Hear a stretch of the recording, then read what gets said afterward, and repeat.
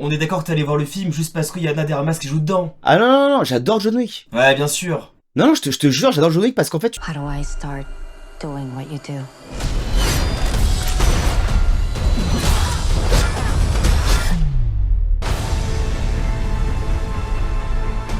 salut à tous, bienvenue au dernier rang. Aujourd'hui, on parle de Ballerina, le nouveau film de la saga John Wick, premier spin-off d'ailleurs dans l'univers John Wick. Et qu'est-ce que je l'attendais ce film-là. Ce qui est très marrant, c'est que à quelques semaines d'intervalle, on a eu le nouveau Mission Impossible et le nouveau spin-off à la saga John Wick. Et ces deux sagas font partie pour moi des meilleures sagas d'action. Si vous me demandez de faire un top 5 de mes franchises d'action préférées, je pense que dedans, il y aurait John Wick et Mission Impossible. Puisque ce que j'aime beaucoup avec John Wick, c'est les scènes d'action, la mise en scène, les chorégraphies, les jeux de lumière aussi sont absolument incroyables. Il y a de très très beaux plans dans les films et surtout des scènes d'action ultra mémorables. Mais alors, John Wick 4, c'est simple, c'est un chef-d'œuvre dans le domaine des films d'action pour moi. L'un des meilleurs films d'action qui existent. Ils sont allés à fond dans le domaine. Il y a plein de scènes mémorables.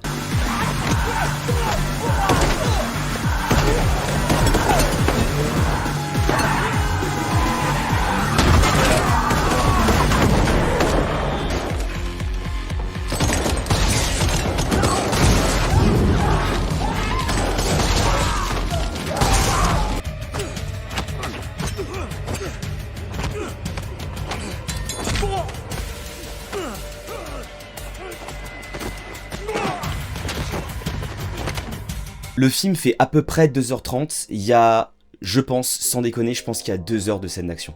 Il y a 2 heures de scène d'action avec des scènes qui sont incroyables, très inventives, comme par exemple celle qui m'a le plus marqué, c'est la scène en plan zénital, où on va suivre John Wick dans un appartement, qui va essayer de tuer des gens qui se cachent derrière des murs, tout ça. C'est super immersif, c'est trop cool, j'adore ce film. Entre temps, on a eu la série Le Continental, qui avait pour objectif d'étendre le lore de John Wick. Le truc c'est que moi, le lore de John Wick, même le scénario de John Wick en général, j'en ai rien à foutre.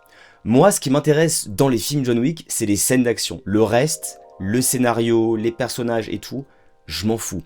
Du coup, j'avoue que la série Le Continental, elle m'est passée par-dessus. Donc après, ils ont annoncé le nouveau spin-off John Wick Ballerina, sauf que ils ont annoncé le film il y a maintenant 2 ans, 2 ans et demi, donc il y a très longtemps. Pour vous dire à quel point il a mis du temps à être produit, le tournage du film date de 2023. Il y a 2 ans. Donc autant vous dire que plus on avançait, plus le projet commençait à faire peur, surtout que Ballerina n'est pas réalisé par le réalisateur qui a réalisé les films John Wick, il est réalisé par un mec qui s'appelle Len Wiseman, qui est le mec qui a réalisé les 2 premiers Underworld, puis Die Hard 4 et aussi Total Recall. Non, non, le remake de Total Recall. Might want to give your little girlfriend a kiss goodbye. As long as she doesn't mind where those lips have been. Qu'est-ce qui pourrait mal se passer? Donc autant vous dire que j'étais assez inquiet sur le projet. Donc la question, qu'est-ce que vaut Ballerina? Est-ce que c'est bien? Bah en fait c'est un peu particulier mais oui, le film est vraiment bien. Et le truc c'est qu'il est bien si on compare ce film à la plupart des autres films d'action qu'on se tape en ce moment. Sauf que si on le compare à John Wick, là c'est un peu plus compliqué. Surtout que le film a la malchance de succéder à John Wick 4, qui comme je l'ai dit est un chef-d'œuvre selon moi, mais je savais qu'on n'allait pas avoir, je ne m'attendais pas à ce qu'on ait un film aussi bon que John Wick 4, je m'attendais juste à un bon film, à un film divertissant, à du John Wick. Est-ce qu'on a eu du John Wick? Oui. Mais attention, du petit John Wick. C'est-à-dire que, comparé au 4ème, je l'ai dit, il est moins bien, mais par rapport aux 3 autres, il est aussi moins bien. Alors avant ça, juste quand même petite histoire, c'est l'histoire de Eve, qui est donc jouée par Ana de Armas, qui a vu son père mourir devant ses yeux. Suite à ça, elle va se faire entraîner par un groupe qui entraîne des assassins, et elle va vouloir se venger de la mort de son père, donc vous devez directement penser à John Wick, puisque je vous rappelle que l'histoire du premier John Wick, c'est aussi une histoire de vengeance. Cette fois-ci, John Wick veut se venger des assassins qui ont tué son chien, sauf que cette fois-ci, c'est pas le chien de Ana de Armas, donc Eve, qui s'est fait tuer, c'est son père. Voilà, mais comme j'ai dit, c'est pas au niveau d'un John Wick, surtout au niveau des scènes d'action, notamment. parce que c'est là où le film va être important, c'est les scènes d'action, c'est surtout là où je vais le juger. Et les scènes d'action sont vraiment bien, c'est-à-dire qu'il y a des chorégraphies qui sont travaillées, je crois que Ana de Armas fait la plupart de ses cascades, donc gros respect à elle, ça marche très bien, elle est bien dans le rôle. De toute façon, elle commence à avoir l'habitude de jouer dans des films d'action, donc c'était logique de la voir ici, on l'avait vu aussi je crois dans le dernier James Bond, mais pas que, il y a aussi des films sur Apple TV, sur Netflix, tout ça où elle apparaissait. Mais le problème c'est que si on prend les autres films John Wick, surtout le 4ème, il y a beaucoup de scènes d'action qui sont mémorables.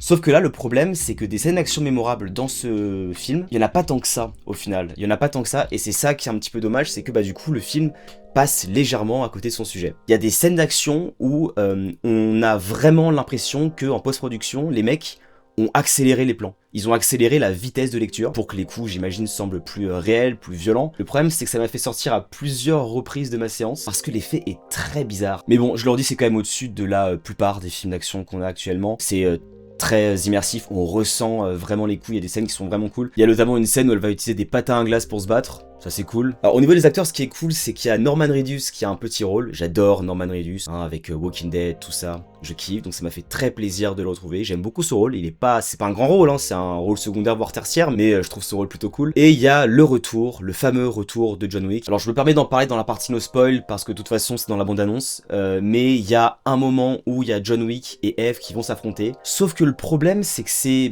expédié, c'est assez décevant au final à ce niveau-là. Voilà. Mais alors par contre, la grosse réussite du film selon moi, c'est son rapport avec sa thématique principale. Alors la thématique en soi, elle est classique. Le film parle de l'opposition entre la vengeance et le pardon. Voilà, donc à ce niveau-là, c'est en soi assez classique. Ce qui est intéressant, c'est pas ça, c'est surtout la manière dont ils vont le mettre en scène. Par exemple, il y a un moment où Eve, elle a une pièce, donc une pièce qui a deux faces, et il y a l'une des deux faces qui représente la vengeance, et l'autre face qui représente le pardon. Et en fait, c'est à toi de choisir de quel côté tu vas être. T'as aussi un travail sur la couleur. Je l'ai peut-être dit tout à l'heure, mais la couleur dans les John Wick, c'est souvent très important. Dans le cas, c'était surtout le jaune qui était la couleur la plus présente. Là, cette fois-ci, il y a une opposition constante entre le rouge et le bleu. Dans presque tous les plans, t'as du rouge, donc le rouge, la violence, et le bleu qui sera la couleur du pardon, donc la couleur chaude, qui va s'opposer à la couleur froide. Tu retrouves ça dans les décors aussi, il y a beaucoup de plans où on voit du bleu et du rouge. Donc là encore une fois, il y a une opposition entre cette vengeance et ce pardon. Il y a plusieurs scènes qui se passent à la montagne, donc un endroit où il y a de la neige qui représente le froid. Et il y a beaucoup de scènes aussi qui se passent dans des lieux qui sont incendiés, donc le feu, du coup le feu à l'opposition à la glace. Et il y a même un moment où on a le feu qui va littéralement s'opposer à l'eau, parce qu'il y a un moment où il y a un mec qui va avoir un lance-flamme en guise d'arme, et pour se défendre, Eve, elle va prendre un jet d'eau, et on va avoir une opposition du coup entre l'eau et le feu qui vient s'entremêler. Et ce qui est vraiment cool, c'est que pendant tout le film, il y a toujours cette opposition. Il trouve toujours un moyen de l'illustrer. Et ça, je trouve ça vraiment intéressant. J'ai envie de parler juste du plan final, pas de spoil, vous inquiétez pas. Je pense d'ailleurs qu'il n'y aura pas de spoiler dans cette vidéo. Mais à la toute fin, donc je vous ai dit le bleu, le rouge, et à la toute fin, vous avez le personnage de Ana de Armas qui se dirige vers une porte verte qui est éclairée en vert. Et je sais pas si ça a un sens particulier. Alors est-ce que ça veut dire qu'au final, elle a ni choisi la vengeance, ni choisi le pardon? Je vais pas vous expliquer pourquoi, mais en fait, la vengeance, c'est pas ses seules motivations, elle a d'autres motivations du coup à tuer le tueur de son père. Donc est-ce que c'est pour ça qu'on a un mélange de couleurs? Alors le truc c'est que le vert, c'est pas du tout un mélange entre le rouge et le bleu. Ce qui aurait pu être intéressant aussi de travailler le violet. Qui en soi est travaillé dans le film. Il y a du violet dans le film, je crois que l'affiche est violette d'ailleurs, qui est donc la couleur obtenue lorsqu'on mélange du bleu et du rouge. Sauf que là, la porte, à la fin, elle est verte. Alors, est-ce que ça a une signification particulière? Je sais pas, peut-être pour dire que, je sais pas, c'est une couleur neutre, au final. Entre guillemets, en opposition au bleu et au rouge, qui signifierait peut-être quelque chose dans le sens où, elle a ni choisi la violence, ni choisi le pardon. Elle a choisi une autre porte. Ce qui est sûr, c'est qu'il y aura d'autres films. Il y aura des suites. Ça, c'est une certitude, donc attendez-vous à avoir une nouvelle saga Ballerina. Alors, j'ai complètement oublié d'en parler, mais j'ai envie de parler du titre du film. Le film s'appelle donc Ballerina, ce qui fait référence à la danse, sauf que je comprends pas pourquoi, en fait. Je comprends pas la signification du titre. Puisque la danse, c'est ce qui rapproche Eve avec son père, mais sinon je sais pas vraiment à quoi ça sert. Les techniques de combat de Eve n'ont absolument rien à voir avec la danse, donc je sais vraiment pas pourquoi le film s'appelle comme ça. Voilà, je pense que j'ai tout dit sur le film, il y aura pas de partie spoil, parce que j'ai pas grand chose à dire en partie spoil. Je dis pas que l'histoire est pas intéressante, mais je saurais pas quoi dire en partie spoil, donc je pense qu'on va s'arrêter là. Globalement, je vous conseille quand même de voir le film, et notamment pour les scènes d'action. Et aussi pour Ana de Armas.